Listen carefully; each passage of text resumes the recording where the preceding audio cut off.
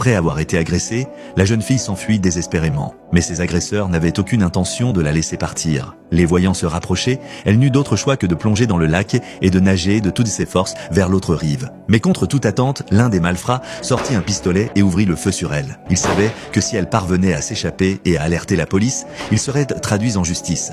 Alors que Marie atteignait presque la rive opposée, une balle la toucha à l'épaule. La voyant immobile, les criminels la crurent de morte et quittèrent les lieux. Une pluie torrentielle se mit à tomber, poussant la bande à chercher un abri aux alentours. Par un hasard funeste, ils aboutirent à la maison de Marie. Son père, John, non seulement recousit avec habileté la blessure au nez de Frank, mais leur offrit également l'hospitalité pour la nuit. Cependant, l'un des voyous aperçut une photo de Marie sur le réfrigérateur. Saisi d'effroi, il s'effondra sur place. Cette réaction n'échappa pas à Emma, la mère de Marie. Face à sa sollicitude, le malfrat fut submergé par la culpabilité et, profitant de son absence, déposa discrètement le collier de Marie près d'un verre d'eau. Après avoir installé leurs hôtes dans la chambre d'amis, le couple entendit des coups sourds et précipités. En suivant le bruit, ils découvrirent leur fille, qui était censée être chez une amie, étendue là, au seuil de la mort. John se précipita pour la soigner et constata qu'elle avait été brutalisée. Une rage sourde s'empara de lui. Au même moment, Emma trouva le collier de sa filleule dans la cuisine. En repensant à la réaction du voyou devant la photo, ils comprirent que les 4 individus sous leur toit étaient les monstres qui avaient brutalisé leur enfant. John demanda à sa femme de conduire leur fille à l'hôpital pendant qu'il resterait pour venger Marie. Emma se rendit alors dans la cuisine à la recherche d'une arme.